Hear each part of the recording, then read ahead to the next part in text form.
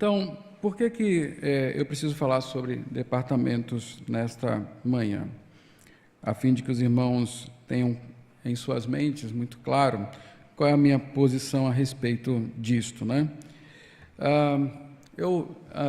Nas minhas visitas aos membros da igreja, alguns me questionaram coisas muito interessantes, né? E alguns irmãos também, não em visitas, mas conversando comigo, chegaram com a seguinte história que foi espalhada ao meu respeito, né? Que eu acabei com os departamentos da igreja, porque eu não gosto de departamento. E aí eu preciso falar sobre isso, né? Sobre essa questão dos departamentos da igreja. Então, anda se espalhando essa história, né? E essa história se junta a uma outra história sobre eu ser neopuritano, né? Alguém sabe aqui o que é neopuritano? Quem pode definir o que é neopuritano? Alguém sabe o que é? Puritano, alguém sabe o que é? Então, quem me chama de neopuritano também não sabe o que é, mas está na moda, né? Vamos chamar de neopuritano. Mas por que me acusam de neopuritanismo, né? Neopuritanismo ou neopuritanos atribui-se esse nome a um grupo de irmãos que fazem parte da Igreja Presbiteriana do Brasil, que defendem algumas coisas, né, como a confessionalidade da igreja, um culto simples, um culto mais... culto simples, não é? Um culto dirigido pela palavra, com pregação expositiva, sequencial, e defende algumas coisas, essas coisas eu concordo, e defende outras coisas que eu não concordo, não é? Mas uma das coisas que dizem que os neopuritanos fazem é acabar com os departamentos da igreja, né? E por isso resolveram me chamar de neopuritano. Bom, eu não sou neopuritano, não acredito que haja realmente... A maioria das pessoas que são chamadas assim sejam, de fato, desta forma. Isso é uma caricatura daqueles que têm admiração por nossa tradição teológica e a nossa história. Houve um grupo na Inglaterra, os puritanos, que não gostavam de ser chamados assim, eram chamados dessa forma, de forma jocosa, porque eles defendiam um culto puro, uma vida pura, e então eles ficaram sendo chamados de puritanos. Esses irmãos queriam apenas que a igreja da Inglaterra de fato se posicionasse biblicamente. Os irmãos sabem que a reforma na Inglaterra ela teve uma coisa diferente do que aconteceu na Alemanha, por exemplo. A reforma na Inglaterra aconteceu porque... Eu estou falando isso para poder explicar essa questão do neopuritanismo. A reforma na Inglaterra aconteceu porque o rei ele queria se divorciar para casar com outra mulher. E então, como ele era subordinado à igreja, para não ser excomungado, ele resolveu reformar a igreja da Inglaterra, abandonar o catolicismo e se tornar reformado. Aí, ele não estava mais debaixo do poder do Papa, ele pôde se separar da sua esposa e casar com outra sem ser excomungado da igreja. Só que a reforma na Inglaterra não foi uma reforma bíblica, como aconteceu na Alemanha, e na Suíça, e na própria Escócia, ali dentro da Grã-Bretanha. Na Inglaterra, a igreja saiu do poder do Papa e voltou para o poder do rei, e ficou no poder do rei, que se tornou o Papa da Inglaterra, vamos dizer assim. E a reforma que se fez foi mudar o nome, deixou de ser Igreja Católica para passar a ser Igreja da Inglaterra ou Anglicana. Esta igreja mantinha-se praticamente igual à Igreja Católica, só que agora debaixo do poder do rei. A Inglaterra sofreu grande influência de homens que foram, por causa da perseguição, estudar na Escócia, em Genebra, com Calvino, voltaram e queriam que a igreja realmente se reformasse, não fosse apenas uma reforma de faz de conta. Estes homens queriam que o culto na igreja da Inglaterra fosse um culto de fato reformado, simples, bíblico, sem aquelas coisas todas herdadas da Igreja Católica. Eles queriam também que as pessoas não fossem hipócritas, mas que a vida daquelas pessoas fossem, de fato, vidas santas. Imagine uma igreja que surge porque o rei quer se divorciar. Imagine que tipo de cristianismo e evangelho estava se vivendo. Aqueles homens diziam, não é assim. A vida cristã ela é autêntica, ela tem que ser vivida de maneira correta, bíblica. Nós temos que ser mais puros na nossa conduta. Esses homens batiam tanto nessa tecla da pureza do culto, da pureza da vida, que eles começaram a ser apelidados de puritanos. E eles ficavam muito chateados por causa disso. Eles não gostavam de ser chamados de puritanos. Isso era um apelido jocoso. De fato, há irmãos, hoje, na nossa igreja, e em várias outras denominações, mas particularmente na nossa IPB, que têm percebido que há caminhos que muitas vezes se toma na igreja que não são bons, que podem nos afastar da verdade e de princípios como esse, de pureza da vida e do culto. Muitas vezes esses homens erram a mão no zelo e muitas vezes podem ser até acusados de hipocrisia. Mas o fato é que aquilo que eles defendem, por si só, é uma coisa justa. E toda vez que, ao que parece, alguém tenta fazer um tipo de reforma como esta, onde traz a igreja para mais próximo da Bíblia, buscando pureza de vida, pureza como igreja, um culto mais simples e mais edificante, essas pessoas começam a ser chamadas de puritanos ou novos puritanos, que são hoje os neopuritanos. Então, se este é o caso, eu posso me enquadrar como um neopuritano, mas eu não gosto dessa designação, como os puritanos também não gostavam. Eu prefiro acreditar que nós estamos caminhando para aquilo que é princípio reformado. A igreja reformada sempre se reformando, ou seja, a igreja está sempre se analisando à luz da palavra do Senhor, buscando conformidade com ela. E à medida que nós somos instruídos, que nós somos convencidos, as mudanças vão surgindo e a igreja vai se adequando à palavra do Senhor. Enfim, só para dizer que nossa igreja não é uma igreja neopuritana, nem eu sou neopuritano. E aí, nessa ideia de que há um neopuritanismo, né, aqui reinando na igreja, as pessoas dizem que que eu acabei com os departamentos da igreja. E se não acabei, eu quero acabar. Bom, então, falam assim, olha, não tem uma UMP federada, ou seja, uma UMP que está ligada a uma federação, não tem uma UPH federada, temos uma SAF, e tudo isso porque o pastor Alaure acabou com os departamentos. Eu preciso falar sobre a minha visão de departamento. Primeiro, né, vou começar com a minha defesa. Não é verdade que eu acabei com os departamentos da igreja. Eu cheguei na igreja em 2010. Em 2010 não tinha mais departamentos na igreja. E eles não acabaram, infelizmente, eles não acabaram por nenhuma posição do conselho deliberada de acabar os departamentos, né? Porque se fosse assim, certamente haveria uma boa justificativa, como já aconteceu em outras igrejas, né, onde os departamentos foram encerrados com uma boa razão, uma boa justificativa. Quando eu cheguei aqui, os departamentos não existiam por outras questões. Eles deixaram de existir por conta de que havia problemas na vida das pessoas, né? Especialmente o PH quase nenhuma igreja tem. Hoje está havendo um ressurgimento da UPH, né? A União Presbiteriana de Homens, mas é difícil você encontrar uma igreja com uma UPH federada, assim como o pessoal quer. Nós geralmente temos SAF e UMP. Aqui tínhamos a SAF, mas não tínhamos mais a UMP.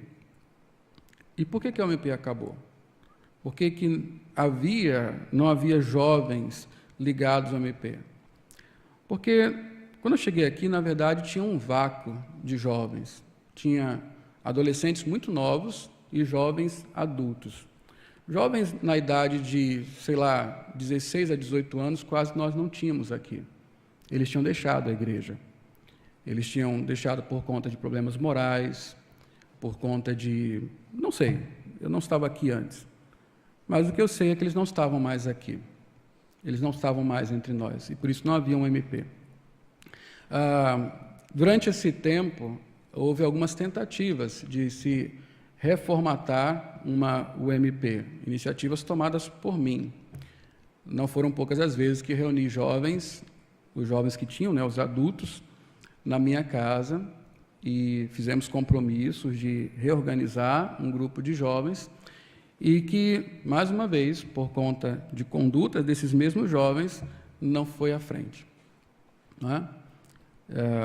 Enfim, até que, para se ter uma ideia, alguém que quer acabar com o departamento não faria isso. Em 2014, né, eu, junto com Marques, Bruno, nós nos juntamos. Foi uma meta estabelecida para o ano de 2014. Nós iríamos reorganizar o grupo de jovens, independente de ser o MP ou não. Nós iríamos discipular mesmo os nossos jovens. E desde 2014, os nossos jovens se reorganizaram, né? O Senhor nos abençoou, trouxe mais jovens para a igreja. É incrível que a nossa igreja, apesar de ser tão, como dizem, né, tão quadrada, né, tão simples, ela seja atraente para os jovens. Se os irmãos observarem os membros que nós temos recebido na igreja, na sua maioria são jovens, não é? E os filhos dos crentes voltaram para a igreja e eles se reorganizaram, e nós temos hoje um grupo de jovens expressivo, proporcional ao tamanho da nossa igreja, sem muito ativismo, são atuantes em quase tudo na igreja. Só não atuam naquilo que não lhes compete, ou naquilo que eles não têm a autoridade para realizar. Para você ter uma ideia, o acampamento que nós realizamos na última semana, havia adultos na comissão de organização, tratando dos negócios, né? Contrato, comida, essas coisas. Mas a dinâmica do acampamento, o caminhar do acampamento, os dias ali que nós vivemos, foram os nossos jovens que conduziram.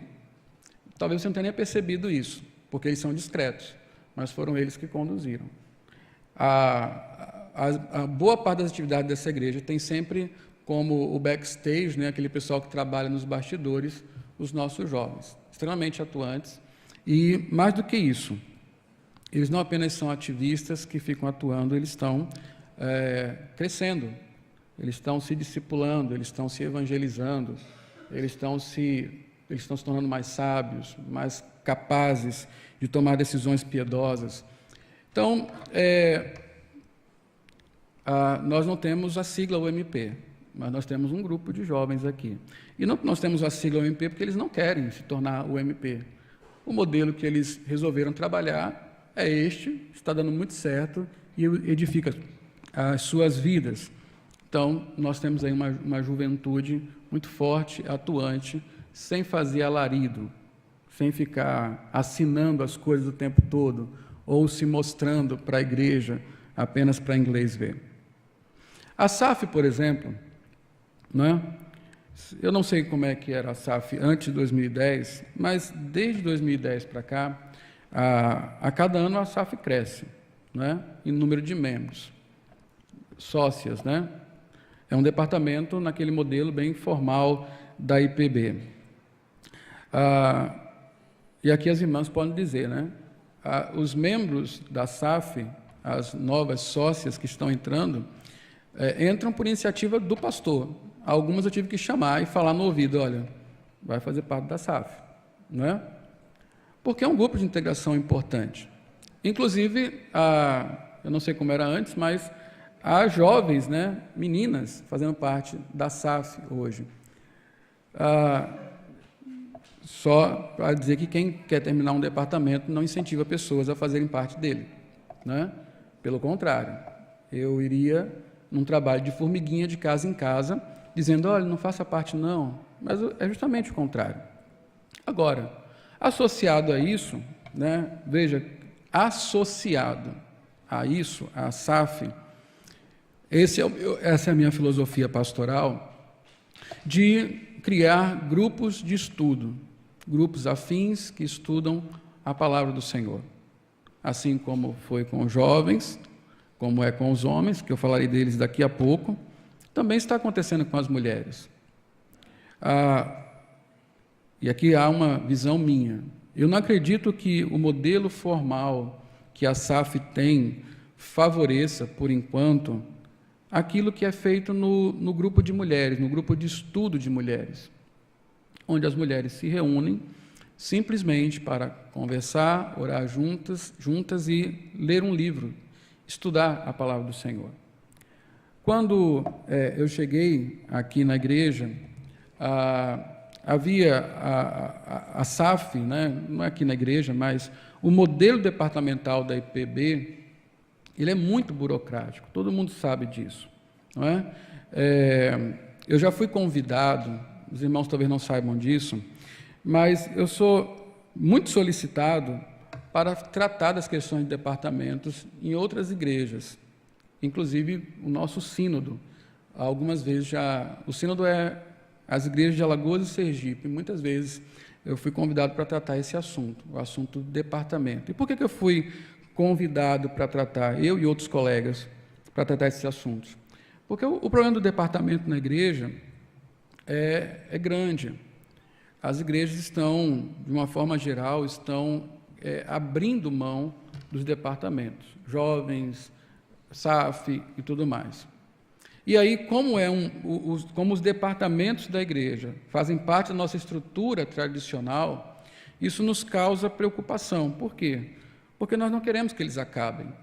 Nós queremos, ao contrário, que eles sejam bons para a igreja, bons para nós. Então, há várias discussões na IPB, no nosso sínodo, a respeito sobre o que fazer com os departamentos. E por que os departamentos estão enfraquecendo? Justamente por conta dessa questão burocrática. Eles são muito burocráticos. E nós perdemos a visão inicial dos departamentos, que era integrar as pessoas e edificar as pessoas. Então, o que muitas vezes acontece é que os departamentos se tornam um lugar de cobrança, lugar onde as pessoas trabalham para o departamento e não o departamento em prol das pessoas. Um lugar onde as pessoas estão sobrecarregadas, onde pessoas que estão com várias atividades ainda são mais cobradas, mais reuniões burocráticas, essas coisas todas. É claro que deve haver ordem na igreja e tudo mais, mas nós precisamos ser sensíveis a se uma coisa está funcionando ou não, se ela está produzindo o fruto que se espera ou não. Então, é difícil, por exemplo, quando os departamentos, após as suas reuniões, as pessoas saem mais cansadas, menos edificadas, mais iradas, mais sobrecarregadas, sem saber o que fazer. Algumas vezes eu tive que testemunhar algumas reuniões de confederação, aquelas que acontecem anualmente, e o nível de burocracia, de reuniões é tão absurdo que as pessoas brigam, as pessoas se ofendem, as pessoas até tratam as outras com desprezo, quando não há disputa por cargos e essas coisas todas. Esse não é um problema do departamento, esse é um problema das pessoas. Nós precisamos, então, cuidar para que os departamentos da igreja eles sirvam a igreja, sirvam as pessoas. E não que sejam um ambiente onde se fomenta a discórdia, a competição, uma cobrança que nada tem a ver com aquilo que é necessário para a vida cristã. Então, por que eu sempre incentivo os grupos de estudo, ao invés de trabalhar diretamente com os departamentos? Porque os grupos de estudos, eles estão livres dessas amarras. São pequenos grupos de pessoas com realidades iguais, que estão compartilhando a vida, e o único compromisso que têm é de orar umas pelas outras e de se edificarem mutuamente quando estudam a palavra do Senhor. Os grupos de mulheres, de onde surgiu a SAF, né, as igrejas presbiterianas americanas, aquelas que formaram a nossa IPB, elas tradicionalmente tinham um grupo de mulheres. E daí surgiu a ideia de SAF, a ideia de UPH, no grupo de jovens e tudo mais. Mas, originalmente, nas igrejas americanas, os grupos de mulheres ou grupos de jovens, eles não eram nesse formato que nós temos. Eles eram justamente grupos de estudo, onde as pessoas se juntavam para estudar. Hoje, por exemplo, eu falei aqui sobre as departamentais da SAF, não é isso? As departamentais da SAF são essa área, né, do departamento onde há essa reunião para orar, para estudar a palavra do Senhor, o que cumpre muito bem o propósito. Então, mas nem todas as mulheres da igreja querem fazer parte da SAF ou queriam fazer parte da SAF. Por isso, aquelas mulheres que se entendiam melhor, localizadas em um grupo de estudo, como é o grupo do Belas, né, e tem esse nome por causa do livro, não porque elas sejam mais belas que as outras, né? O livro que começou o grupo é Bela aos Olhos de Deus, né? É por isso que se chama Belas. Da mesma forma, Homens Fortes é assim porque o primeiro livro chamava-se Homens Fortes. E os Jovens Radicalize, porque o primeiro livro se chamava Radicalize. Ainda bem que não era outro nome, né? Imagina se fosse Cachorro Doido, né? Imagina o que ia dar. Mas não é esse o caso. Então, nós observamos que esse formato, não é, ele tem sido útil para a igreja. E ele necessariamente não precisa anular os departamentos. Eu creio que hoje, depois de alguns anos, né, e com algumas lutas, o grupo Belas e a SAF se integram muito bem. E tem muito ao que fazer. As mulheres que antes faziam parte exclusivamente do Belas, em sua maioria hoje, estão integrando a SAF. E isso é muito bom para a igreja. Por quê? Porque se tudo ocorrer da forma natural e correta, nós teremos uma SAF que vai manter aquela estrutura que é própria da IPB, é própria, mas não quer dizer que seja imprescindível ou necessária, mas que é útil na nossa organização, com uma visão que vai além daquilo que tem matado os departamentos. E não são os pastores que têm matado o departamento, não é apenas o tempo e o desinteresse das pessoas. É porque eles não se modernizaram, eles não conseguiram acompanhar as realidades de uma igreja do século XXI. E agora, integradas, SAF e Belas, nós podemos ter um departamento que funcionará muito bem, promovendo aquilo que é importante, a edificação da igreja. Por que eu não incentivo, por exemplo, aos jovens, aos homens, a se tornarem um departamento como nós temos na nossa estrutura de IPB? Justamente por essas explicações que eu dei. Eu não acredito que o formato desses grupos, da forma como estão hoje, está sendo até revista essas coisas, nós teremos surpresas para frente, elas sejam úteis para a igreja. Elas promovam edificação para a igreja, quando simplesmente temos o departamento para termos o departamento. Muitas vezes o departamento ele compete com a igreja. Isso não é difícil de acontecer, porque os departamentos, as federações, elas têm a sua própria agenda, não é? Veja, há uma federação, teve, né? A reunião da Federação de UMP. Eles lançaram uma agenda, eles ocuparam os jovens e não há nenhuma preocupação, até porque não tem como controlar isso, o que está acontecendo nas igrejas locais. Então, se lá no dia 15 de novembro, a federação, não sei, né, resolveu fazer um passeio para não sei aonde, mas a igreja, nesse dia 15 de novembro, estrategicamente, no seu planejamento anual, tem uma outra programação importante para a igreja local. Esses jovens que estão federados e que têm uma agenda, eles precisarão servir à federação e desfalcarão a igreja. Mas não apenas isso, há muitas vezes uma independência tal desses departamentos que eles fazem planejamentos dentro da própria igreja que comprometem o andar da própria igreja. Logicamente que isso se ajusta com o planejamento, como nós fizemos aqui ao começo do ano. Mas não quer dizer que nós precisemos de uma estrutura tão pesada para continuar fazendo aquilo que nós podemos fazer de forma mais leve, mais espontânea, que são os grupos de comunhão e de estudo da Palavra do Senhor, que tem funcionado muito bem na igreja. O que quero dizer, irmãos, é que eu não farei força para que nós tenhamos departamentos. Eu não creio que sejam bons para o andamento da igreja. Eu creio que a Bíblia nos ensina que cada um tem os seus dons, cada um tem o seu ministério e o seu serviço. Isso para o serviço da igreja. Uma forma de organizar isso pode ser os departamentos. Isso não é bíblico, não é? Departamento, grupo, isso não é bíblico. Não é algo que nós encontramos na Bíblia e precisamos impor para a igreja. Isso é útil, é uma forma de nos organizarmos. Se bom para a igreja fazermos departamentos como tradicionalmente existem, muito bem.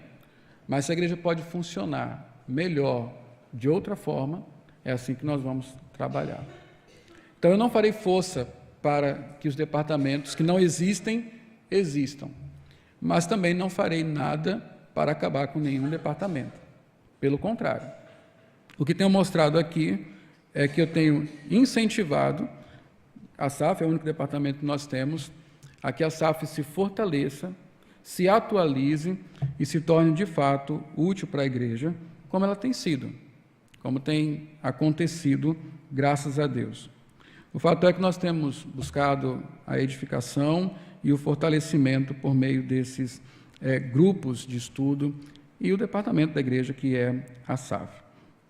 Portanto, aqui há aquilo que eu observo na minha filosofia pastoral que deve acontecer com a igreja. E aqui há uma contrapartida àquilo que os irmãos têm que fazer.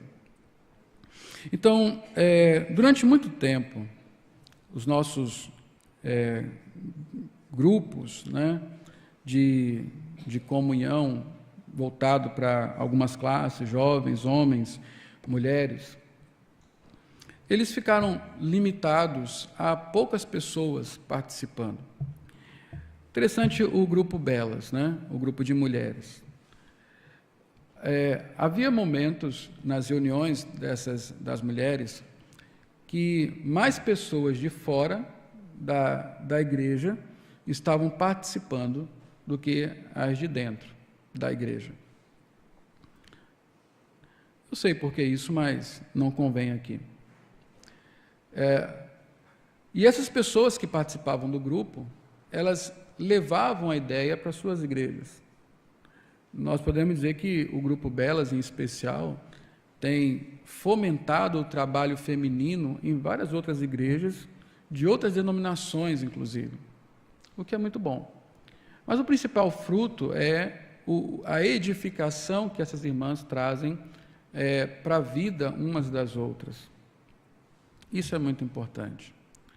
E é ruim quando, simplesmente, às vezes por um preconceito, às vezes por uma informação errada, você se priva de participar de grupos como esses, que são tão bons e tão edificantes, não é? Na verdade, nós poderíamos ter mais que um grupo, porque o interessante é que eles sejam grupos pequenos, onde haja intimidade, onde haja uma conversa mais livre, onde se possa olhar no olho, onde possa fazer desse discipulado. Mas, enquanto isso não acontece, enquanto não chegamos nesse nível, todas as classes da igreja hoje têm um grupo de integração. Homens, mulheres, jovens. E você deveria fazer parte dele. Você deveria se integrar a esses grupos.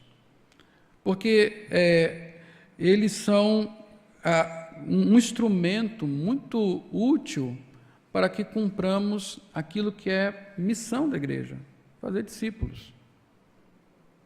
O discipulado acontece nessa vivência próxima, nessa coisa de receber em casa pessoas, de ter a liberdade de compartilhar um tema. Por exemplo, ontem aconteceu sem planejamento. Os jovens planejaram um piquenique lá na Sementeira, não foi? E eu estava preocupado com isso, porque Sementeira, Parque dos Cajueiros hoje, é um reduto da imoralidade, né? É onde os homossexuais estão se reunindo, né? Estão fazendo seus piqueniques. Mas tudo bem. Choveu. Então, eu chamei eles para minha casa. Eu queria o lanche, né? Mas eles foram também. Então, eles foram e levaram o lanche lá para casa.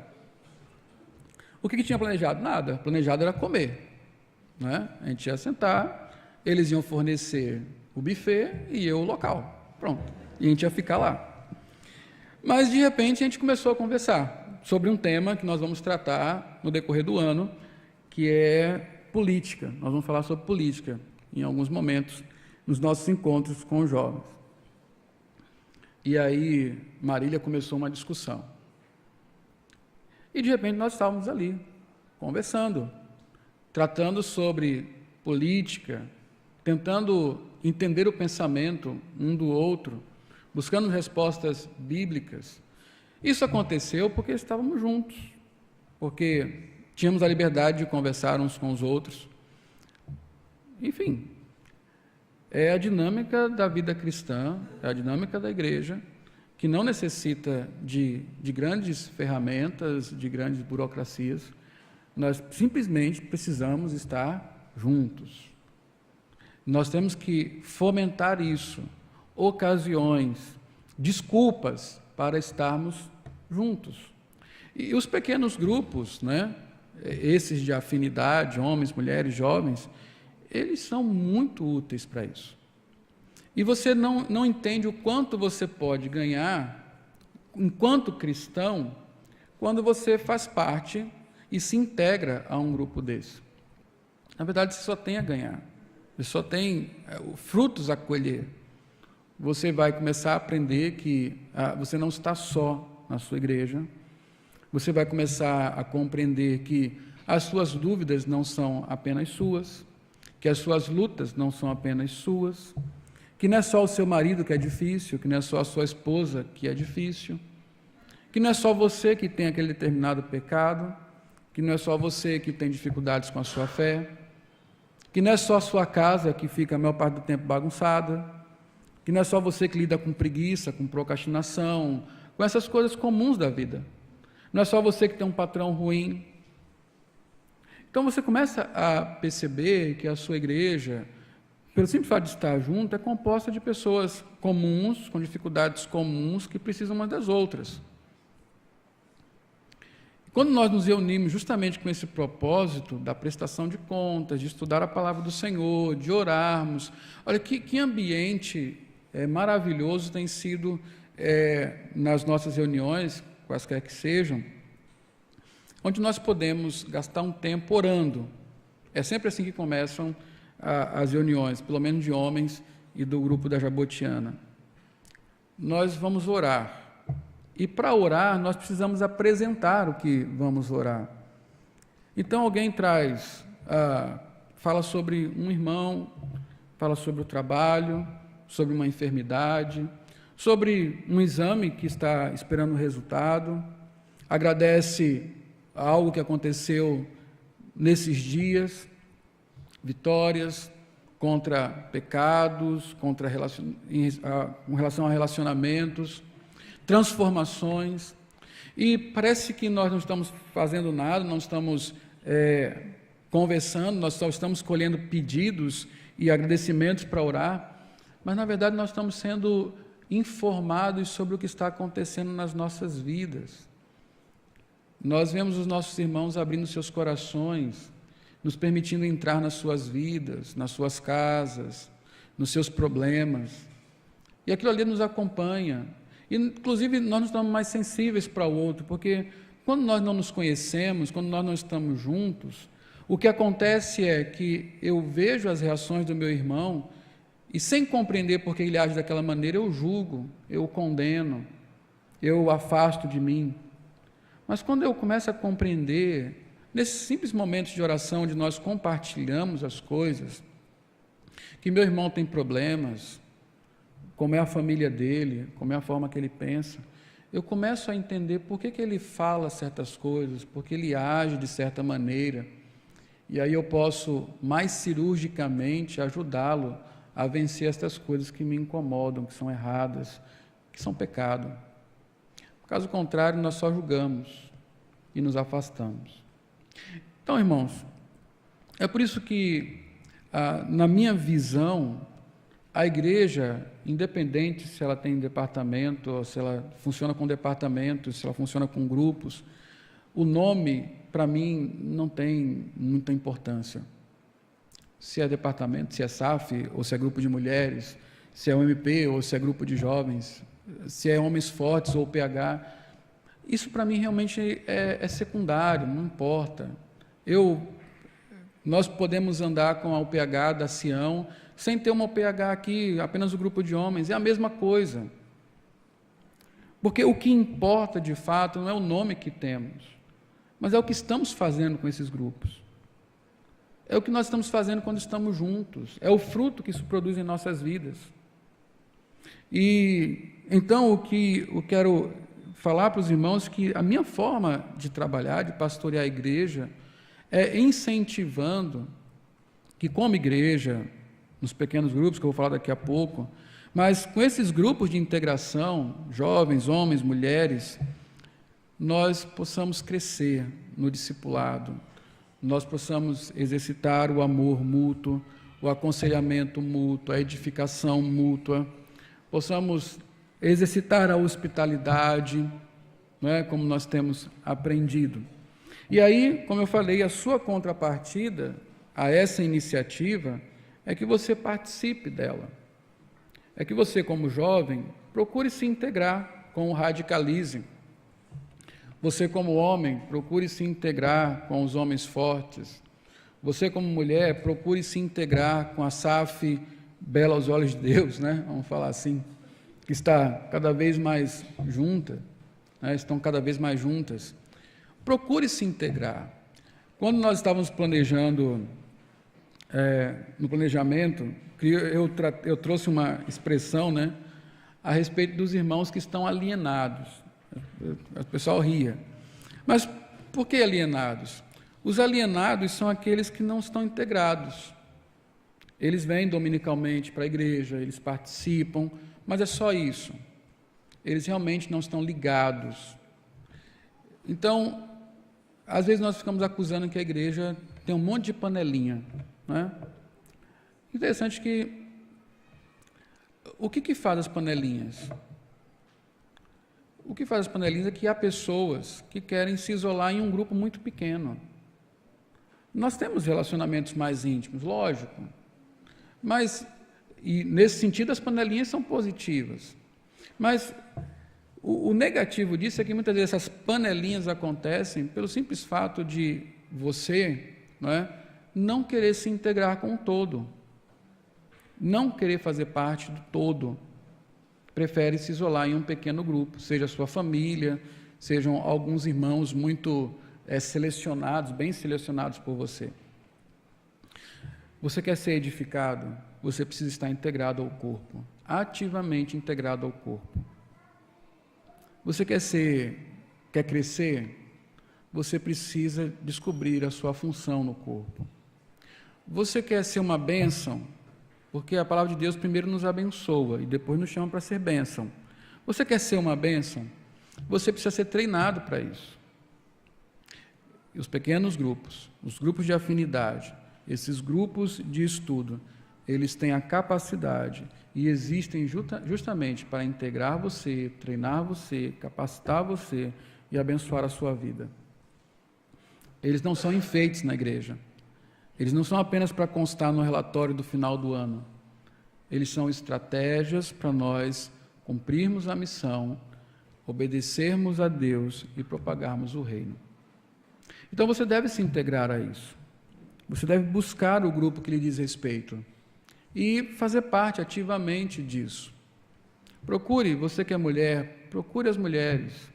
Você que é jovem, procure o pessoal do Radicalize.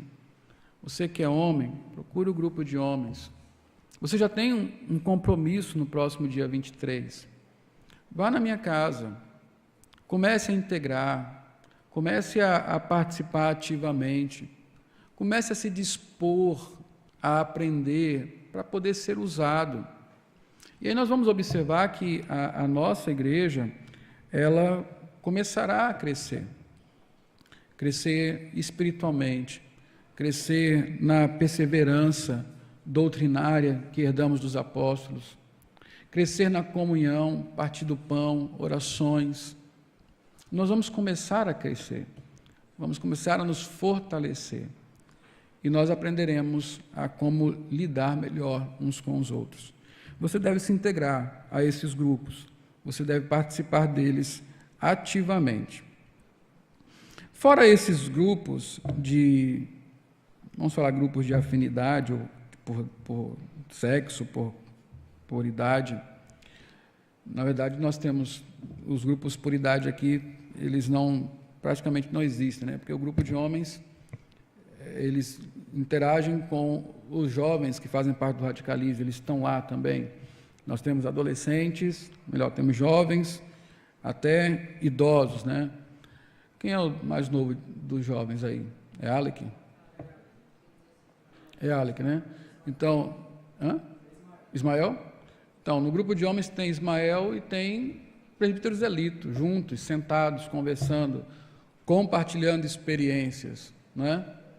Veja que útil é isso. Você dá para perceber como é maravilhoso que Wesley aqui, começando a vida, possa ouvir o presbítero Zelito, sentado junto com ele, falando das suas experiências, das suas lutas. Dá para imaginar como isso é precioso. O mundo tem sofrido por falta de referência, porque o mundo é segregado o tempo todo, né? No mundo, a gente logo cedo vai para a escola e a gente aprende a viver com as pessoas da nossa idade, da nossa classe, da nossa escola, do nosso bairro, só com aquele grupinho muito bem controlado. Nós não queremos ver nada à nossa volta. A igreja não, a igreja é completamente diferente. A igreja é onde nós podemos sentar, jovens, crianças, velhos, e compartilharmos a vida. Veja a utilidade que é você participar de um grupo como esse. Não é à toa que a Bíblia fala, né? Por exemplo, para as mulheres, que as mais velhas instruam as mais novas. Onde isso acontece? Como isso acontece? Há várias maneiras, e uma delas estamos juntos, reunidos em nossas casas, estudando a palavra do Senhor, orando uns pelos outros, compartilhando experiências. Então, se integre aos grupos da igreja. E não demore, não planeje para o próximo mês. Uma coisa que eu tenho mudado na minha vida, tenho tentado mudar, é aquela história de fazer tudo a partir de segunda-feira. Não é? Você é assim também? Você chega à conclusão na quarta-feira que uma coisa muito grave na sua vida precisa mudar. Aí o que você faz? A partir de segunda-feira eu vou fazer isso. Só que de quarta até segunda você esqueceu que era grave e não mudou nada. O que eu estou tentando fazer? Se na quarta-feira eu descubro que uma coisa muito grave precisa mudar na minha vida, na quinta-feira eu tomo a minha decisão. E tem que ser assim, irmãos. Nós não podemos procrastinar mudanças importantes para a nossa vida e para a nossa igreja. Bom, uma outra coisa que tem sido útil, ainda que resuma-se a um grupo apenas, é os pequenos grupos de comunhão. Esses que nós nos juntamos para pessoas de uma mesma região da cidade, para, primeiro, estarmos juntos, mas também como uma maneira de atrairmos pessoas de fora para serem discipuladas, né? Para conhecerem a Cristo. A primeira iniciativa, e eu espero que este ano isso mude, é justamente o grupo da Jabotiana. Nosso irmão Rodrigo, o diácono Rodrigo, eu não lembro quando foi que nós começamos, mas ele colocou a mão nesse arado e começou a ligar para as pessoas do Jabotiana, a dizer qual era a casa que nós iríamos reunir, e desde então nós não paramos mais, né? A cada 15 dias nós nos reunimos, nós oramos, estudamos a Bíblia e comemos. A parte opcional é a comida, mas ela está sempre presente. Mas é isso que nós fazemos. A nossa amizade aumenta. Há pessoas que não são só do Jabotiana, né? Tem Atalaia, Farolândia. Bom, estamos espalhados, né? Mas isso mostra que pessoas de outras regiões estão vindo para o grupo porque elas querem participar de um grupo. Esse é o lado bom. Quer dizer, então, que se houvesse um grupo na Farolândia, por exemplo, e nós temos irmãos que moram lá, haveria pessoas para frequentar esse grupo. Ou se fosse na Atalaia, há menos irmãos lá, né? Mas a gente começa a convocar, né? Deus converte, vai ter muito irmão lá.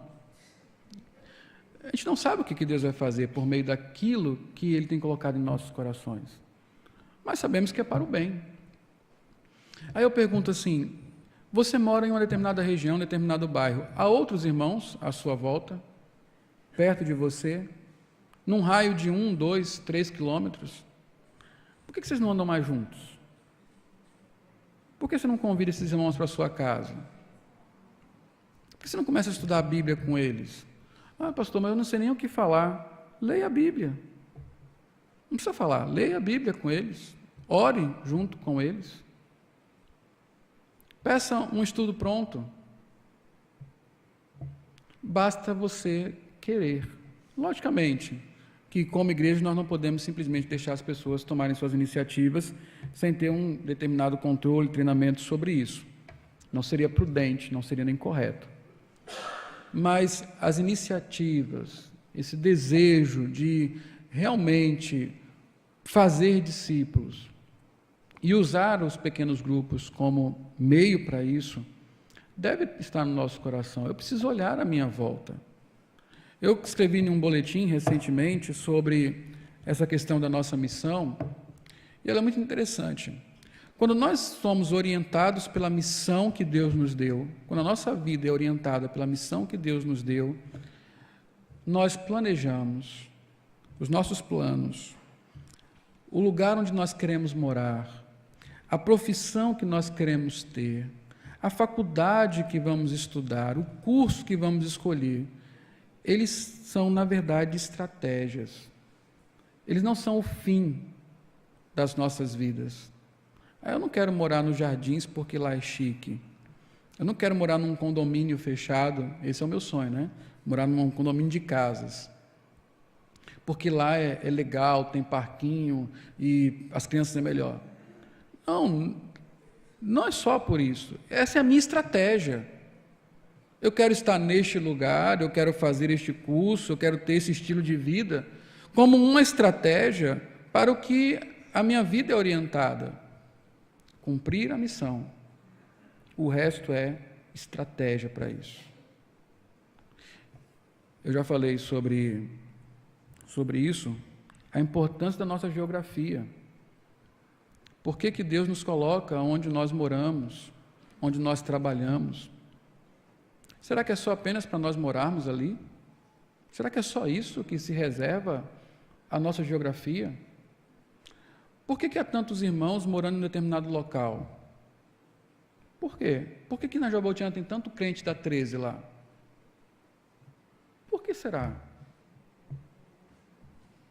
Não é? Por que há crentes da 13 no Augusto Franco, no Siqueira Campos, Suíça,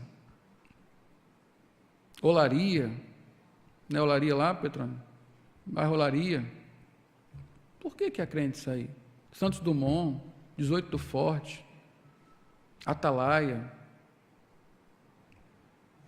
Por que será que Deus nos levou para esses lugares? Por que estamos ali? Já parou para pensar nisso, irmãos? Nós dizemos que Deus é soberano, nós cremos nisso. Cremos que, como o presbítero Carlos ensinou muito bem, não é? Nós cremos coincidência e casualidade, né?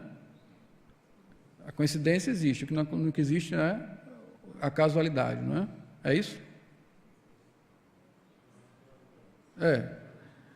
Ele precisa rever.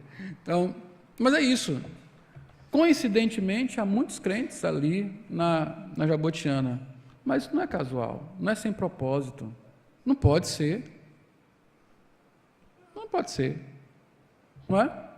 Então, irmãos, nós temos que realmente pensar igreja, como cristãos. Nós pensamos muito como pessoas do mundo. Nós temos uma mentalidade muito mundana. A mentalidade mundana é utilitária, né? Eu penso, eu moro aqui porque Deus me botou aqui para eu morar. Eu estou nesse trabalho porque é o meu ganha-pão. Eu vou escolher esse curso porque é meu sonho. Gente, isso é a forma como o mundo pensa. A forma como o crente pensa todas essas coisas têm que cooperar para um fim, a glória do Senhor. E para glorificar a Deus, Paulo fala uma coisa que me incomoda muito. Ele fala assim para Timóteo: eu faço tudo pelos eleitos. O que ele quer dizer é o seguinte: a minha vida se move nesse mundo como uma estratégia para chegar àqueles que Deus escolheu desde a eternidade, a fim de pregar o Evangelho para eles, para que eles possam, chamados pelo Evangelho, gozar a vida na fé em Cristo Jesus. É assim que nós precisamos pensar. É assim que nós precisamos usar os recursos que Deus nos dá. Os pequenos grupos nos ajudam nisso. Hospitalidade, amor aos perdidos, amor ao irmão, porque nos pequenos grupos nós nos aconselhamos mutuamente, podemos fazer uma coisa que é preciosa para a igreja e que nós não fazemos: prestação de conta. Sabe por que nós pecamos com maior facilidade? Porque nós não temos que prestar conta para ninguém. Imagine que a cada 15 dias, um irmão liga para você e fala assim: irmão, nós conversamos 15 dias atrás sobre aquele problema na sua vida. O que aconteceu essa semana? Nesses 15 dias que se passaram, você teve vitórias sobre o seu pecado? Você caiu alguma vez? Como é que eu posso lhe ajudar a continuar a vencendo? Imagine que todo dia você tem que ter que falar sobre, todo dia não, mas como é que fala? Regularmente você tem que falar sobre isso, tratar sobre isso. Ou que você tenha uma liberdade, uma intimidade tal com um determinado grupo de irmãos, que quando você vai orar com eles, você fala: olha, eu estou com esse problema, eu descobri que eu tenho esse pecado, e eu gostaria que os irmãos orassem por mim, que me ajudassem a encontrar respostas. Já pensou o quanto isso é útil? O simples fato de você pensar que você não está mais sozinho na sua luta contra o seu pecado, que há um suporte para isso, providenciado por Deus, que se chama irmãos, e você pode vencer junto com eles. É por isso, irmãos, que é necessário que eu mostre para os irmãos a forma como eu penso o pastorado. Porque vocês vão escolher um pastor daqui a pouco, no final do mês que vem. E quando você escolhe isso, você deve entender para onde a igreja está caminhando e que você, por ser um crente fiel, terá que se submeter a uma filosofia pastoral. Então, essa é a cobrança que eu farei para a igreja. Essa é a maneira de trabalho. É sobre isso que nós vamos falar. É assim que eu vejo que deve ser a igreja, não por uma ideia pessoal, mas naquilo que eu leio na Bíblia. Modelos que eu tenho visto em outras igrejas, livros que eu leio, e que parece que, de fato, é assim que o Senhor ordena que a sua igreja viva. É para isso que nós vamos caminhar. E aí, não adianta você ter um pastor de faz de conta, porque eu quero que você esteja comigo nisso. Esse é um projeto da igreja, é a missão que Cristo deu à igreja, e que meu único esforço será ser fiel a Cristo, na condução dessa igreja, na condução da sua vida. E a sua contrapartida é compreender que este que foi colocado aqui para ser o pastor da igreja é o guia que Deus providenciou e que você deve segui-lo enquanto ele é fiel. Que não há outros projetos que não concordem com isso, mas somente aqueles que nos conduzirem a esse propósito. É nisso que nós temos que trabalhar. E para isso você começa a ter que pensar como é que outros pequenos grupos podem surgir aqui na igreja. Como eu posso ajudar com isso? O que Deus tem colocado no meu coração. E é coisa importante isso, irmãos. Eu não sou muito místico nem sentimentalista, não é? Mas Deus fala ao nosso coração. Você tem dúvida disso? Tem? Ah, que bom. Então Deus fala aos nossos corações. Há certas coisas que estão incomodando no seu coração. Então não. Porque no meu estão. E quando essas coisas começam a incomodar, é porque nós conversamos, eu e Raquel, né? São coisas que nós estamos faltando, nas quais estamos falhando, pelas quais precisamos orar e tomar uma atitude a respeito. Deus deve estar incomodando o seu coração em algumas coisas. Cada vez que você ouve a palavra, deve ter alguma coisa aí martelando no seu coração.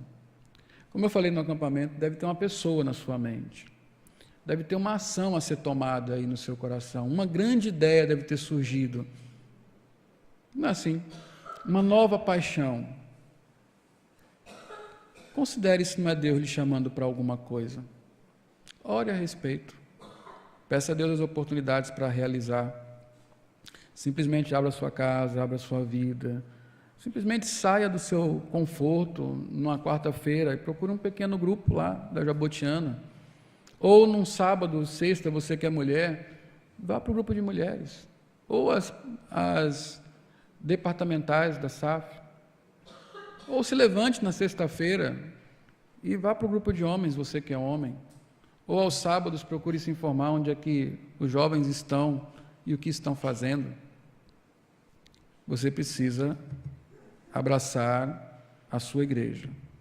Se você quiser ser abençoado, crescer, se fortalecer, e se nós quisermos cumprir a missão que Deus nos deu.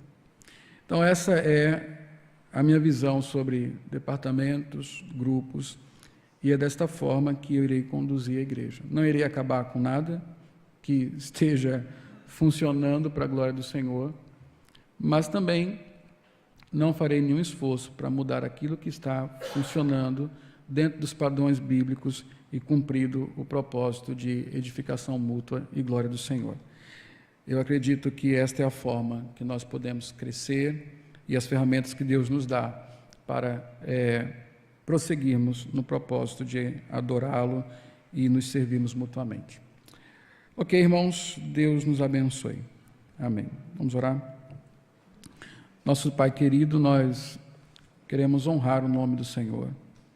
Nos ajude a compreendermos como o Senhor quer que nós caminhemos, que simplesmente sejamos sensíveis a ver o que o Senhor está fazendo na sua igreja, para concordarmos, para sermos submissos à tua vontade. Não permita, Senhor, que nada que fira a tua palavra, os teus princípios, prevaleça na ideia, nos planos que nós vamos traçar, mas somente aquilo que é bíblico, agradável ao Senhor, e que no uso da nossa criatividade, dos nossos recursos, nós façamos tudo de maneira obediente e fiel, com o propósito de glorificarmos o Teu nome. Nos ajude como igreja, ó Pai, em nome de Jesus. Amém.